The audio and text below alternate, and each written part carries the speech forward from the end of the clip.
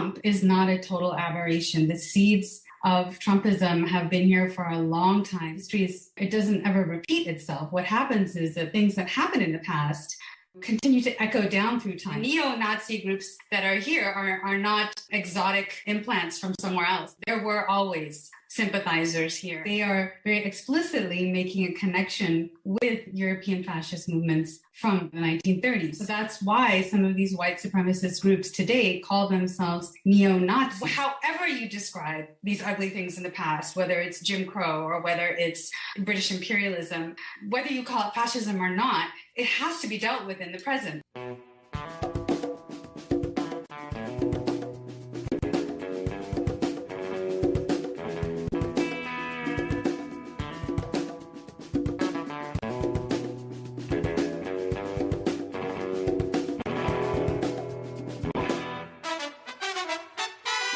Welcome to episode 59 of the Refuse Fascism podcast, a podcast brought to you by volunteers with Refuse Fascism.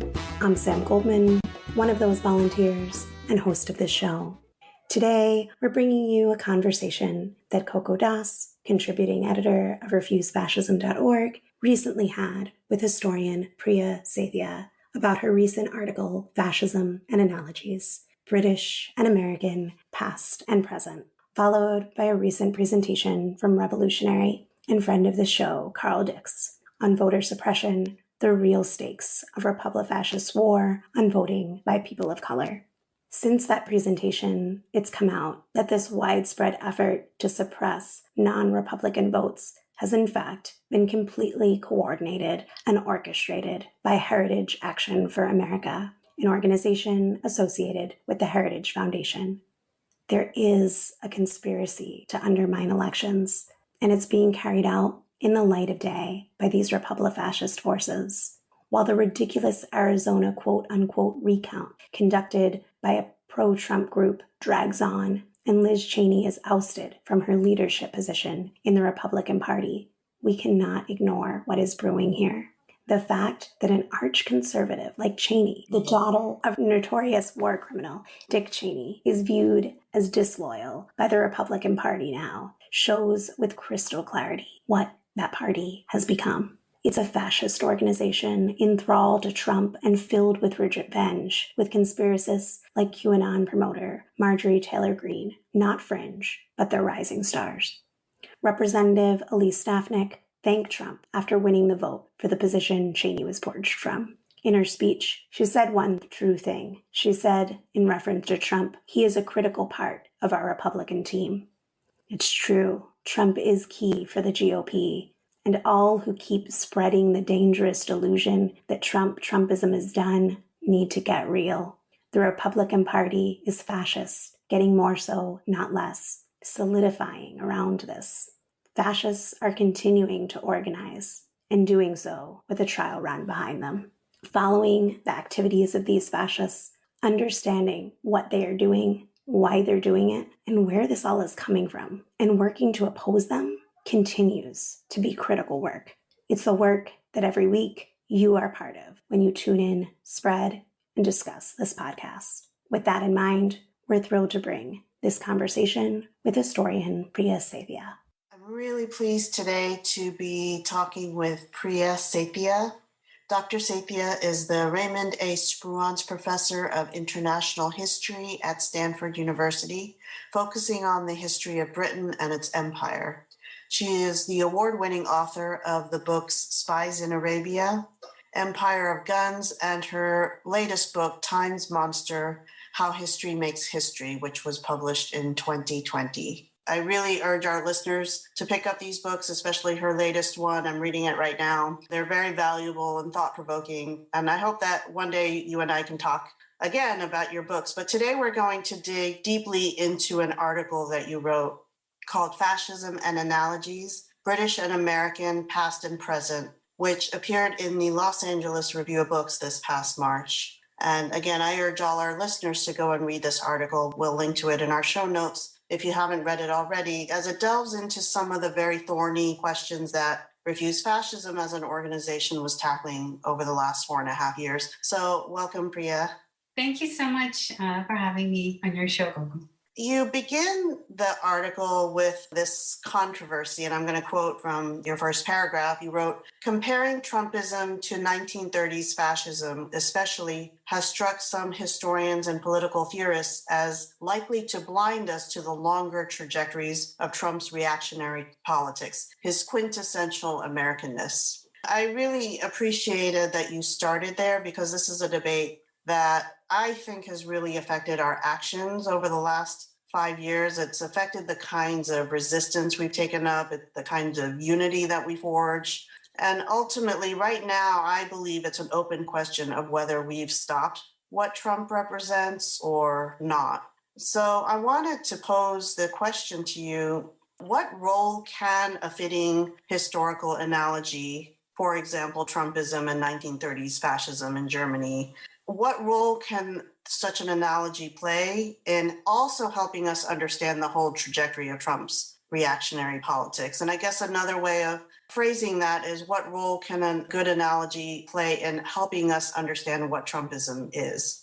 Yeah, I think we sort of instinctively reach for analogies to enable ourselves to be able to cope with any reality we confront. What's familiar about this, or what have we already dealt with? It's just sort of instinctively empowering to do that. It's sort of a natural human instinct at some level, I think, to think through moments in time that way and think through any problem that way. So I don't think there's anything wrong with that per se. But of course, whenever we make analogies, we have to do so with an awareness that they're never going to be accurate, because it doesn't ever repeat itself. What happens is that things that happen in the past continue to echo down through time. So that's why some of these white supremacist groups today call themselves neo-Nazis. They are very explicitly making a connection with European fascist movements from, the 1930s. But that doesn't mean they actually are the same thing as the Nazis of that time, right? Or that they have the same impact in our politics. So there's just kind of a commonsensical guidance we should all have in our minds, not to be too literal about analogies. But I do think they can be helpful. And I do think that the worry that some people had about this analogy to fascism, specifically 1930s European fascism, is that we would say, okay, it's this Trump who is just this aberration, just like fascism was some kind of aberration in Europe. And once we deal with Trump, everything is normal and okay again. And that's a really unhelpful and kind of dangerous even, or maybe, I don't know if a better word might be reckless way of thinking about how to deal with the ugliness that people perceived in the Trump years. And I think what might be more helpful would be to just realize that what happened even in the 1930s in Europe, that fascism was not a total aberration from things that came before either. And similarly, Trump is not a total aberration. The seeds of Trumpism have been here for a long time. And in some ways, both these stories, the 1930s in Europe and the Trump years in the United States, emerged from the same forces of this modern period of history, in which what I argue is that racist imperialism is sort of the big story of that period. And these are just different manifestations of it. They might be similar in some ways and very different in other ways. I want to get into the question of imperialism a little bit later. As an organization, we came up against this debate and had to weigh in, and obviously we had a position on it. And colleagues and I co-wrote this article called "The Continuity of the Past Does Not Negate the Urgency of the Present." Because Refuse Fascism actually formed to organize nonviolent, sustained resistance against the Trump-Pence regime, with an analysis that this was a fascist movement that has been decades in the making. So I wanted to just read the first couple of paragraphs of that, just to also encourage our listeners to go back to this article. You can find up at refusefascism.org. But we wrote, "We live in a country built on the genocide of Native Americans, the enslavement of Africans, and the theft of land from Mexico, where Jim Crow segregation gave Nazis the legal models for their racial purity laws, where mass incarceration has locked away a generation of oppressed youth, and wars for empire have taken millions of lives. Donald Trump's mantra to make America great again is rooted in the 19th century doctrine that U.S. supremacy is both justified and inevitable, destined by God. This fascist creed has deep roots in American society, and its current configuration within the Republican Party has been decades in the making. But while fascism can advance on tiptoe for years, it can also make sudden, game-changing leaps forward into a whole new stage. This is the collective shock we've experienced. The Trump-Pence regime does, in some ways, represent a continuity with past injustices, but it also, and more importantly, represents a dramatic metastasis of the frustrated ambitions of a white supremacist Christian fascist movement. This movement put their hopes into George W. Bush, only to see him fail to deliver their whole agenda, and suffered some demoralizing setback during Obama. In Trump, however, they have seen and seized an opportunity they've never had before. I went back to that after reading your article because I was thinking about just the whole landscape of this debate. But in your article, you also talk about various ways that historical analogies are used and misused or not used for different purposes. And you focus mainly on the US and the UK. And there seem to be two different dynamics going on. And I hope I'm interpreting this correctly. You can correct me if I'm wrong. But there's the dynamic coming from the right-wing forces of rewriting or erasing any history that challenges the mythology of those countries, the glorious past. And then this other from the left or from more progressive or liberal side of things that acknowledges the long histories of oppression, but then uses that to cloud everything that's going on in the present. So, for example, rejecting a specific analogy between Trumpism and Nazi Germany and refusing to call it fascism based on that. We don't need to get into definitions of all these, but I was wondering if you see these two dynamics as connected, the erasure of the past from the right and sort of refusing to use an analogy to analyze the present from the left. Do you see them as connected, or are they just existing side by side? Is there some kind of interplay between them?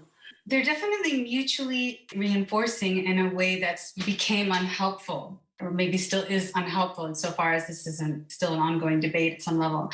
I mean, context is so important. And while progressive people in the United States were discouraging this fascism analogy, they probably didn't realize how much they sound like people in the UK, for instance, who, coming from a very different political perspective, were also discouraging that analogy. And there are some common features to them. One, there's a very kind of narrow understanding of what an analogy is and how literal it means. And there's just been so much energy spent on just very tedious, was the beer hall putsch the same thing as the riot at the Capitol? Or was this event the same? And it's like, that's just sort of academic in the pejorative sense of the word, an academic way of trying to assess whether an analogy is helpful. It's very distracting from actually the ethical work that an analogy can do. And I feel like on both sides of this, there was this kind of pedantic kind of a preoccupation that was paralyzing, right, and not helpful. So that's common to them.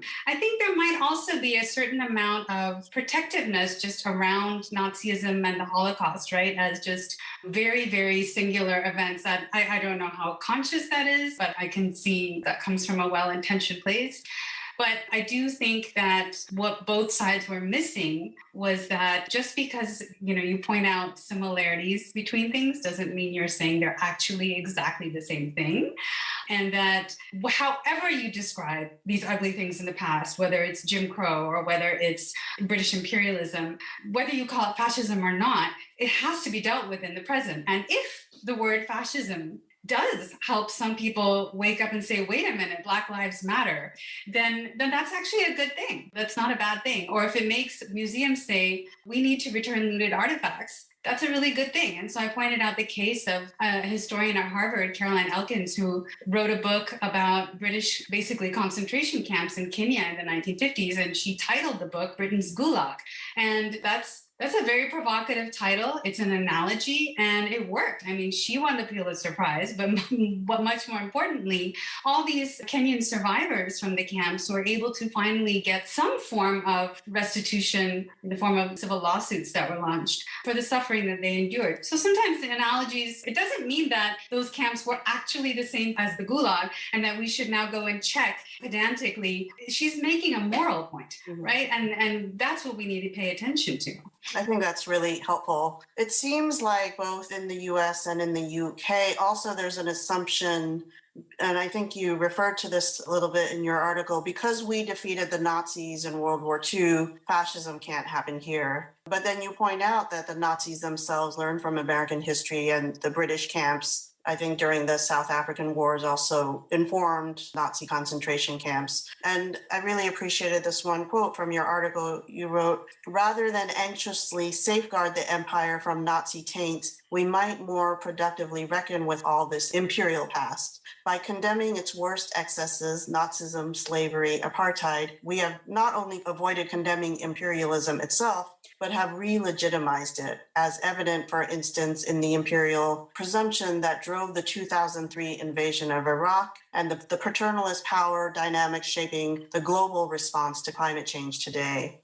I thought that was a very provocative quote. How much do you think it matters? I mean, I know it matters a lot, but I guess if you can give some texture to it, that there has not been a moral condemnation of imperialism in the same way there was of Nazism or chattel slavery. And I think in the popular imagination, the British Empire, the history of that is very whitewashed and glorified. So what are the implications of failing to grapple with that and to really look at the true history of imperialism and what it's done around the world? Yeah, that's a great question. Before I answered, I just wanted to address something else you mentioned, which was the way the US and the UK both sort of used the fact that these two powers defeated the Nazis to take a very confident moral stance. And that sort of erases the memory of the fact that there were always Nazi sympathizers and enablers in both those countries. Churchill himself, Winston Churchill, was an admirer of both Mussolini and Hitler. He was very bothered by Hitler's expansionist ambitions within Europe, much more than he was bothered by fascist ideology itself. So we have very definitely, I guess the word might be even just whitewashed, the British and American record vis-a-vis 1930s fascism. So it's important to remember that. I mean, the neo-Nazi groups that are here are not exotic implants from somewhere else. There were always sympathizers here and supporters here and in Britain. So that's one thing. And then this question about, why is the history of empire so whitewashed? I mean, this is what my new book, Times Monster, is all about. Because I think the moral case against empire was made, it was clear, it won the argument in the first half of the 20th century when those really powerful anti-colonial movements all around the world were changing the world. And a lot of countries became independent. And I think what happened was, though, that they start to become independent in the context of this new Cold War. And then as soon as the Cold War ends, there's the war on terror. And what you see happening is that the old liberal justifications of empire are sort of revived in those contexts. Like, yes, empire is bad, but Soviet communism is worse. So the United States shifts its politics from supporting anti-colonial movements in many cases, like in, say, Vietnam. They shift from supporting them to then preferring, well, maybe it's better if the French are actually there or if we are there instead. So there was this sort of dissipation or a refuse of the moral upper hand that anti-colonial movements had in the context of the Cold War and the war on terror. And I think maybe because those two things are more and more behind us, the war on terror is still lingering, that now there's a real demand to kind of finish that unfinished business and really acknowledge once and for all that there is no justification for empire. The Cold War was not a fair justification for empire either, for neo-colonialism or recolonization or what have you. And I think it's because there was this continued ambiguity around empire that it's still with us. Like, the era of empire is not over. It's still our time. So we have to keep dealing with the past properly in order to make possible a truly post-imperial kind of future. You use this term memory wars to refer to the way Boris Johnson's government in the UK has attempted to erase Britain's imperialist history or truly reckon with what that history was. And I think there are definitely parallels here with the attempting to take critical race theory out of academia. Doing that in the UK too. Maybe this is an obvious question, but what is the point of these memory wars? What is it that they're ultimately trying to win? And what's the danger of letting them win as well? I mean, they're trying to preserve that very glorious, very kind of mythic version of British history. And often when the present feels impoverished or a sort of feeling of decline comes about, people really clutch tightly onto this idea of a glorious past, and they emotionally, the need for it is just more desperate And I mean, what has Boris Johnson offered in a more constructive way as prime minister? All he can offer is a glorified past and the promise to resurrect that kind of past, because the entire time he's been prime minister has been a time of serious hardship for people in the UK. The whole Brexit process has been a shambles, and then the COVID crisis. And so in a very basic level, this is a huge distraction to get people all wound up about museum collections and critical race theory and things like this, and turn them into kind of bogeys, basically. It's a way of not talking about all his other practical failures as a leader. And this is not something that's only happening in Britain. Actually, the Journal of Genocide Research is bringing out a whole issue this summer looking at about a dozen different countries in which you see a similar desperate attempt to maintain certain glorious narratives of national past, whether it's Turkey, whether it's India, whether it's the US. I mean, you see that in the UK, you see this in many different places. So I think it's partly that. It's partly the distraction from the practical failures of the present. I think it's partly, as I said earlier, that we are more and more in a post-Cold War, post-war on terror moment, and people who are demanding now a reckoning with the colonial past are putting it on the table in serious practical ways and saying, we want reparations, we want apologies, restitutions, new memorials, new statues, roads must fall. And that's Black Lives Matter. All of these movements threatening to the old order, and all of these memory wars are sort of just trying to silence them, push them back, and continue to avoid dealing with that colonial past. But I don't think these demands can be silenced and put aside and deferred again as they were during the Cold War and the War on Terror. If anything, the war on terror made them more urgent because it just showed how much the old liberal ethos of empire is still with us and still shaping how things happen.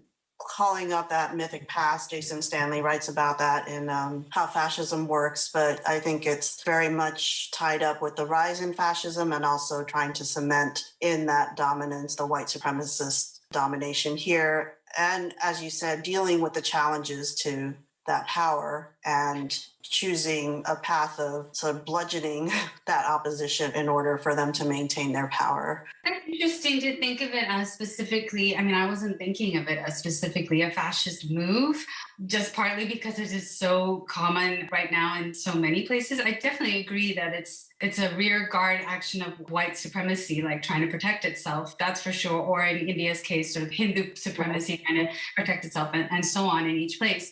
If it's helpful to think of that as a fascist move and that makes people feel motivated to do something about it, that's great. But to me, it doesn't really matter if it is or not. To me, it's definitely a sign of the strength also of the other side. Mm-hmm. And for me, it's the fact that there is a struggle about these subjects and that there's actually a conversation, and not just conversation, activism around these issues after decades of sort of silence and a very effective silencing. Mm. To me, that's a much more kind of hopeful thing. It's not like no one asked for reparation or restitution before. It has always been asked for, but it has been effectively put off the table until now. Now they can't stop it. So that to me is really significant and means we're in a different moment, and that it is a rearguard action of white supremacists. And that doesn't mean it's not dangerous. When people are desperate, they're more dangerous. Mm-hmm. So, and I think we're seeing that come out in different ways. I really appreciate that. There's a two-sided struggle here, and I think that it's important to point that out. I wanted to get into a couple of questions on methodology, and I'll start with this one, also quoting, there were a couple of quotes on this that I thought were really important. Maybe I'll just read them both. So in one part you wrote, academic objections to the accuracy of an analogy are inevitably correct, given the irreproducible nature of all history. But excessive preoccupation with the fitness of an analogy distracts us from larger and more urgent problems arising from silencing certain pasts in our present, like the history of empire and slavery. I really appreciated that. And also this quote where you wrote, historical analogies played a central role in the making of modern history, including its ugliest episodes. New comparisons allow us to shift the paradigms through which we have long understood the past, so that we might make new history in the present. So I wanted to ask, how do you as a historian go about evaluating whether a historical analogy is appropriate or not? Is there like a set of broad criteria that could help us?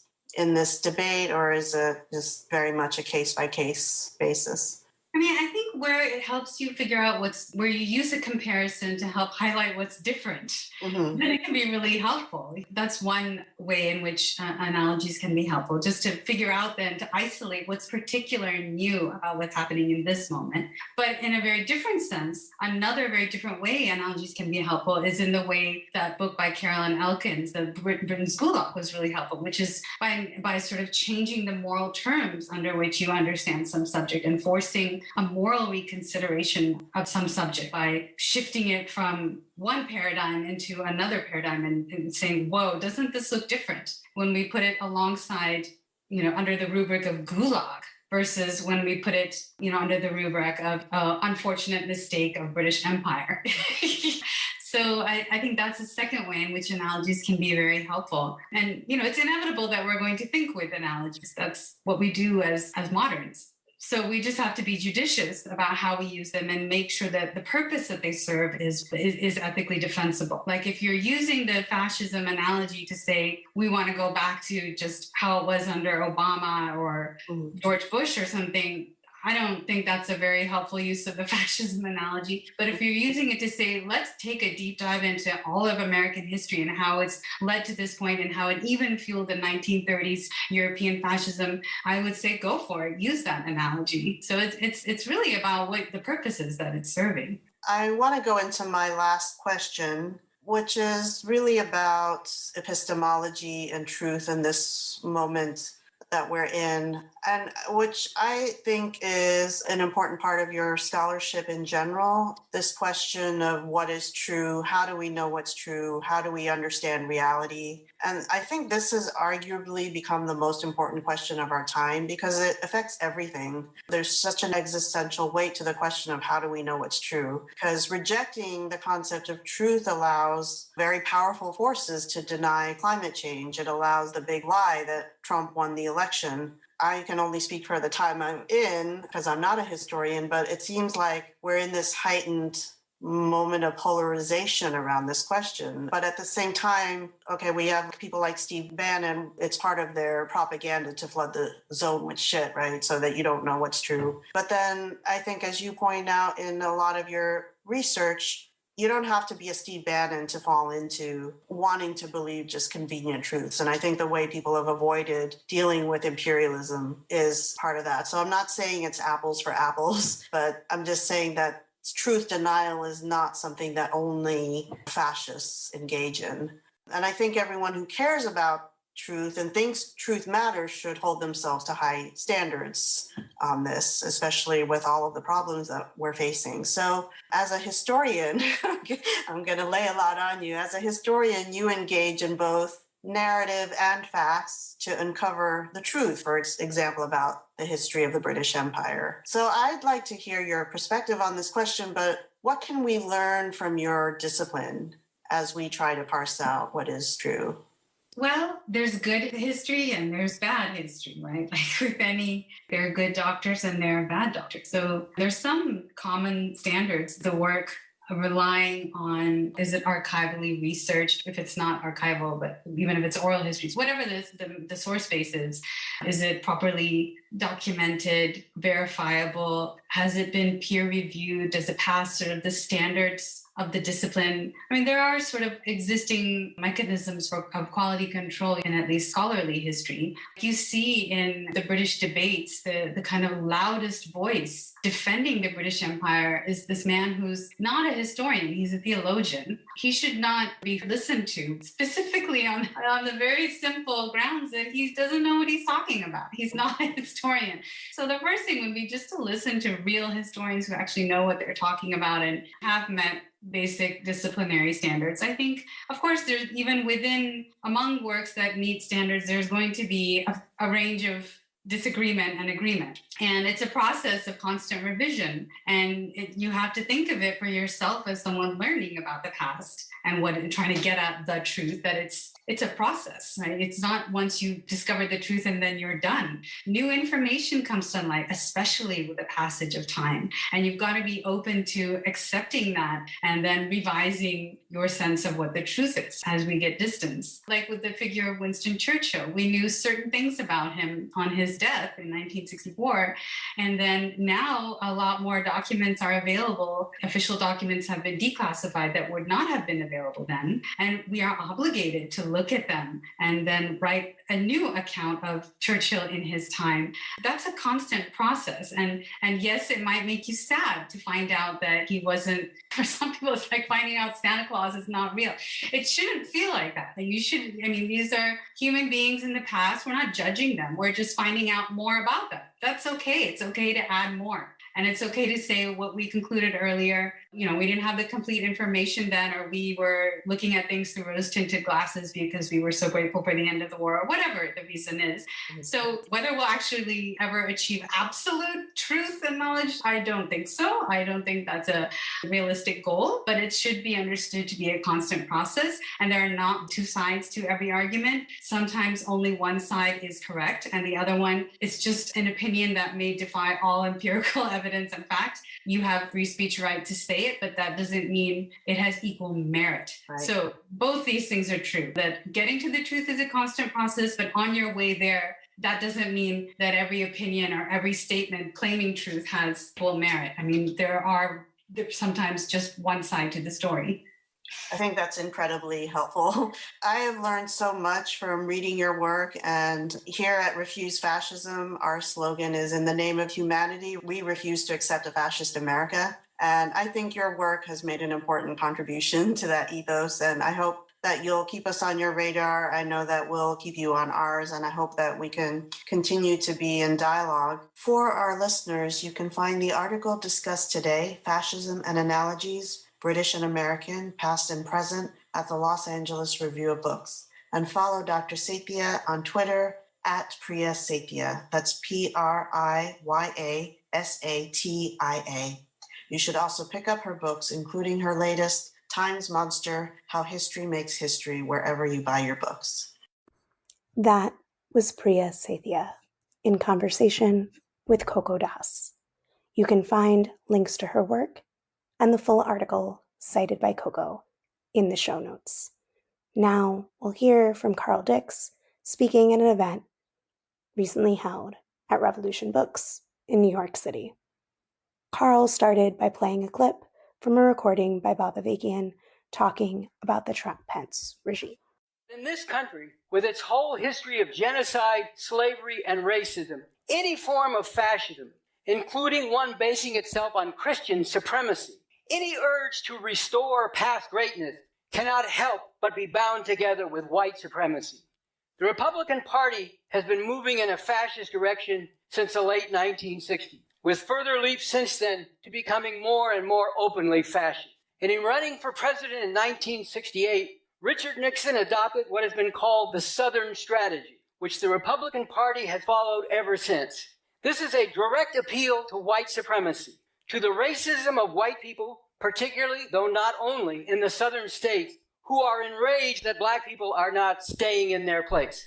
The Republican Party is not the party of Lincoln, as it sometimes demagogically claims to be. It has become much more the party of the Confederacy. With Ronald Reagan, the Republican Party took another leap on the road of fascism. Reagan very deliberately began his campaign for president in 1980 in Philadelphia, Mississippi, where in 1964, 3 civil rights workers were kidnapped and brutally murdered by white supremacists.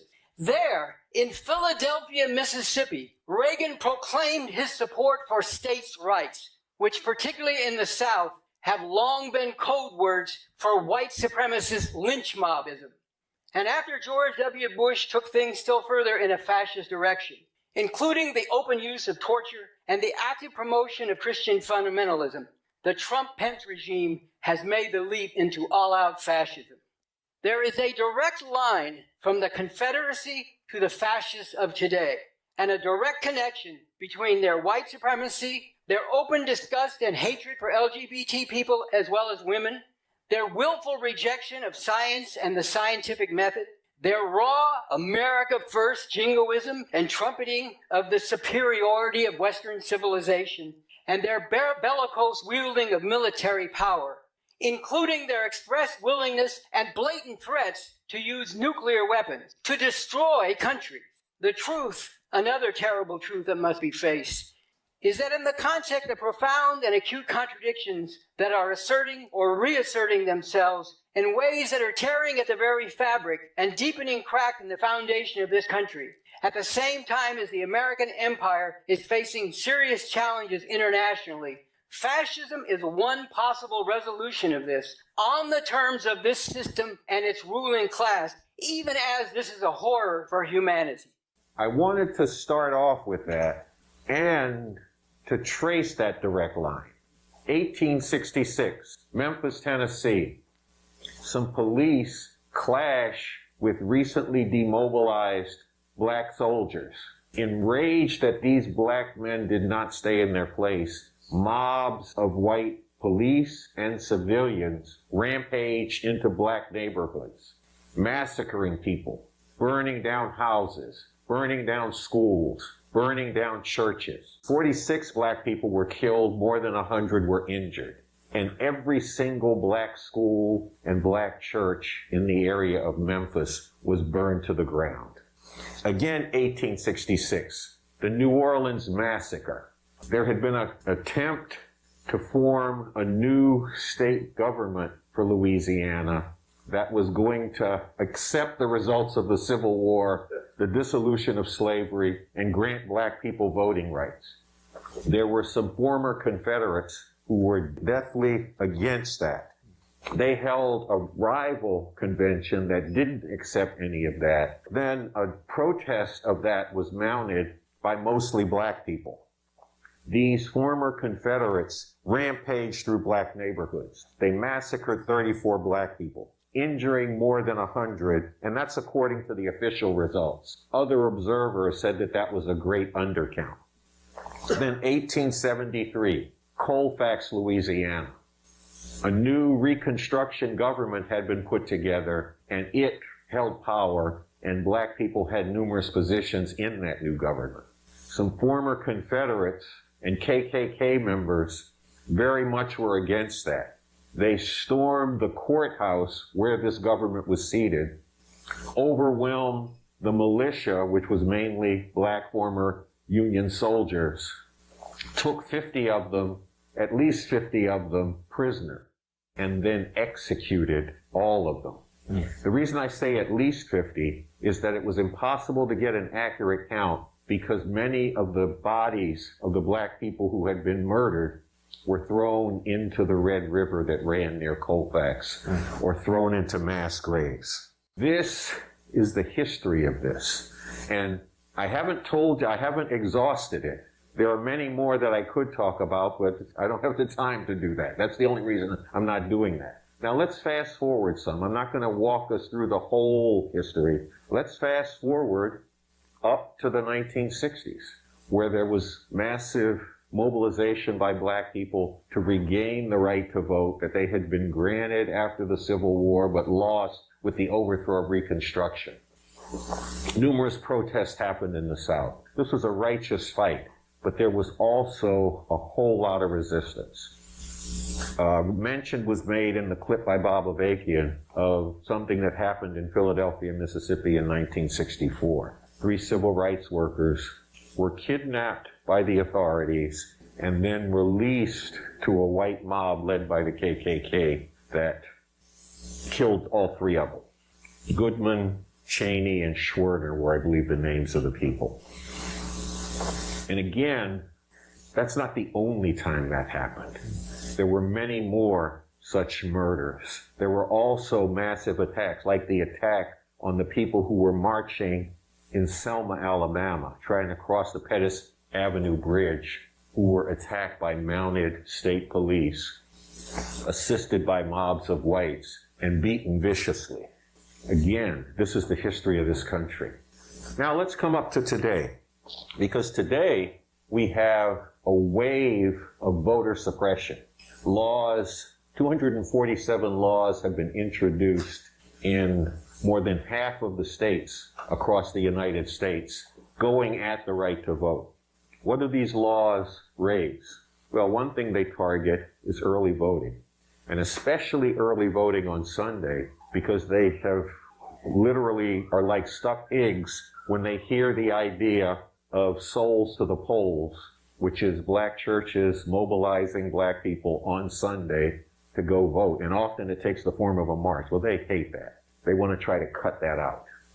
They also are doing things like saying, okay, well, we can do some early voting, but it has to stop at 5 p.m.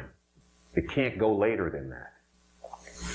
The integrity of the vote would be lost if we allowed it to go to 7, 9 p.m. or even 7. And what are they saying there? People who can't get off work or tell the boss, I'm going for a few hours to vote, are going to lose the ability to vote early. And that's the point to this. They are also doing things like, and this is a real law and order thing, it is now illegal in Georgia and Florida and about to become illegal in other states to give water or snacks to people who are standing in line to vote. Now, I don't know why this crime has been allowed to be done for so long. Now, think about it. And also think about what leads to the need for this. Because in Georgia, I'm like looking at social media, and there are pictures of black and brown people standing in long lines, some of them 5, 7, 9, 11 hours waiting to vote. At the same time, in white areas, there are people going in and said, this was a breeze. I was in and out in 15 minutes. So there's already an imbalance that has made it more difficult for some people to vote. Now they want to say, and don't even try to bring any water or snacks to any of these. They don't want to say, boy, why are these lines so long? What could we do to make it more equitable, to make it easier for these people to vote? They want to keep it hard, and then they want to, don't do anything that might encourage some of these people to stand in line and vote. This is the kind of thing that they're going at. This is what's being done. And like I said, Georgia and Florida have already passed it. It's in process in Texas. One house has voted on it. It's coming up in another. And there are 240 some other bills going on in states across the country. What the fuck is going on? Why is this being done? Now, if you listen to the Republicans who are pushing this stuff, they say, well, look, people are concerned about election integrity, and we have to do something to ensure them that they can have faith in our elections. They can't point to any voter fraud that they're acting to stop, mostly because the kind of voter fraud that goes on isn't going to be touched by any of this stuff. And look, this is something there is fraud going on around voting. Florida had a referendum to change the Constitution to allow former felons to vote. They got their voting rights back leading into this election. Very quickly, the Republican-dominated Florida legislature convened and said, we have to pass laws to enable this change to the Florida Constitution to happen, by which they meant we have to pass some laws to stop it from happening, because we don't want these motherfuckers to vote, because we don't think they'll vote for us. So they said, well, you're not really through with your sentence until you pay fines and fees and penalties that we have put on you after you served your time. So then all these people who were former felons, and there are hundreds of thousands of them, I think 800,000, did not have the right to vote until they went through this process. Then groups started to mobilize to raise money to pay these fines and fees and all that kind of stuff. And then the state of Florida said, you can't pay these fines and fees because we have no idea how much they are. That's fraud. I mean, let's just call it that's stealing somebody's vote. First you tell them they got to pay money to get back their right to vote. Then they come with the money and you say you can't pay it because we don't know what the fuck it is. So there is shit like that goes on, and there's other things I could cite, but let me keep rolling with this.